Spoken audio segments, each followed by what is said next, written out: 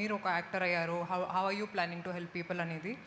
So I think that's what makes him real life hero. And నేను కూడా చాలా inspire అయ్యానండి. హరీష్ గారు, ఓజీ తర్వాత అంటే ఓజీలో పవన్ కళ్యాణ్ గారు ఆడియో లంచ్ ఈవెంట్ కానీ సక్సెస్ మీట్ కానీ కటానాతో గన్నుతో ఎంట్రీస్ ఇచ్చిన తర్వాత ఉస్తాద్కి కూడా కొంచెం ఎక్స్పెక్ట్ చేశారు ఫ్యాన్స్. అవును. సో ఓజీ ఫ్యాన్ బాయ్ సుజీత్కి సాధ్యపడింది, కల్ట్ కెప్టెన్ హరీష్ శంకర్కి ఎంత సాధ్యపడలేదు? అంటే మా సినిమా చెప్పే కదండి, ప్రీపోన్ అవడంతో లాస్ట్ మినిట్ వరకు నేను అసలు పర్సనల్గా వెళ్ళి పవన్ కళ్యాణ్ గారిని నేను ఆడియో ఫంక్షన్ ఉంది ఇలా చేస్తున్నాం అని అసలు ఎక్కడ చేస్తున్నాం ఏంటో కూడా తెలియదు. పవన్ కళ్యాణ్ గారు వచ్చే గంట ముందు నేను వచ్చా. అదంతా మా ప్రొడ్యూసర్లు చూసుకున్నారు.